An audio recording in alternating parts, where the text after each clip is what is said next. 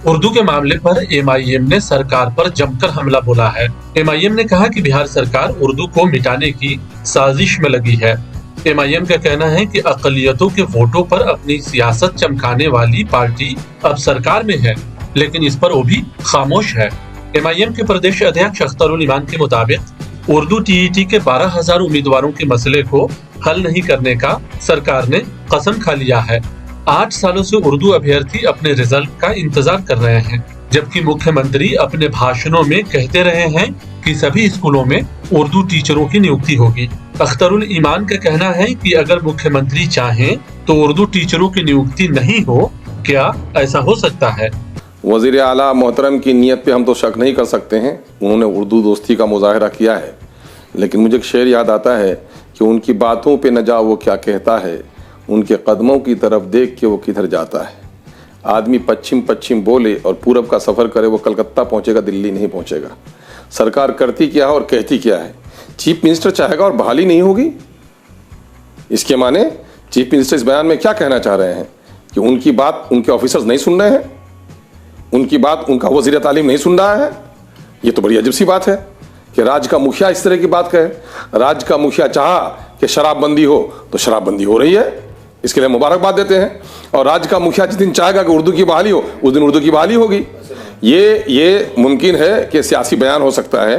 मेरा इल्ज़ाम तो नहीं, मेरा अंदेशा है कि सियासी बयान हो सकता है। वरना क्या हो जाए साहब, 80,000 से ज़्यादा उर्दू की टीचरों की जगह खाली है। उर्दू पढ़ने वालों की नस्लें उर्दू भूल रही हैं, उर्दू किताबें नहीं मिल रही हैं। 27,000 उर्दू बंगला टीईटी पास उम्मीदवारों में से 12,000 आज भी डंडे खा रहे हैं। उनको बहाल न करने की हुकूमत ने कस्में खा ली हैं और डिपार्टमेंट ये कहता है कि मेरे पास टीईटी के उर्दू उम्मीदवार नहीं हैं, तो आप एग्ज़ाम क्यों नहीं लेते हैं? अरे बच्चों की नस्लें जानिए, कोई दूसरा मामला नहीं है कि आज नहीं कल आप कर लेंगे।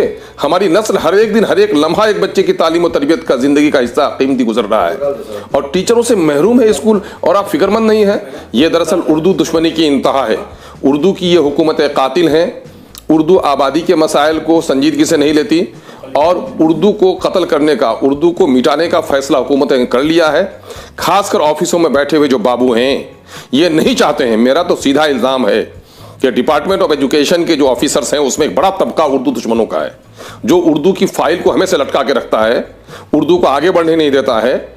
और अगर वज़ीर आला मोहतरम इस मामले में सच हैं तो चीफ सेक्रेटरी को जहां उन्होंने हिदायत की है वहीं एजुकेशन डिपार्टमेंट के उर्दू दुश्मन अफसरों की खबर लें कि उर्दू की वैकेंसियां इन लोगों ने अब तक वो क्यों नहीं की, पूरे ज़िला से मंगाई क्यों नहीं, उर्दू बच्चे कितने हैं।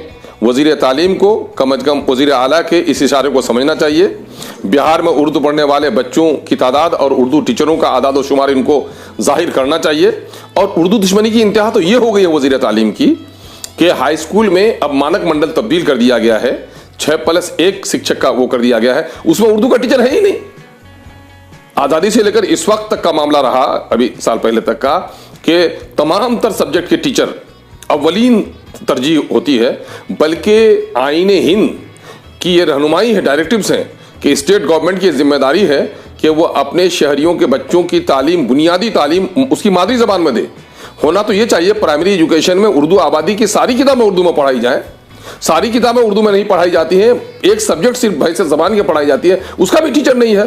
तो उर्दू दुश्मनी की इंतहा हो गई है। उर्दू के मामले में हुकूमत मुखलिस नहीं है। मैं उर्दू के दानिश्वरों से, शायरों से, उर्दू वालों का वोट लेने वाले सियासतदानों से कहता हूँ, उर्दू आबादी से कहता हूँ कि फिर से एक बार गुलाम सरवर साहब मरहूम की तहरीक उठनी चाहिए।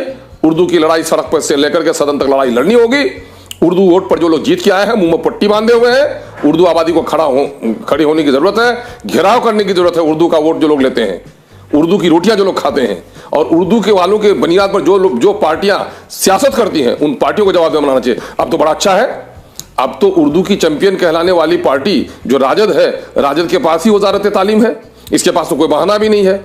कल तक बीजेपी के साथ थी जदयू, तो ये मामला था साहब कि बीजेपी वाले नहीं चाहते हैं, उस पर मामला आप धर देते थे। लेकिन आज तो आप अक़लियतों के मसीहा लोग बैठे हैं, उर्दू वालों के मसीहा बैठे हैं।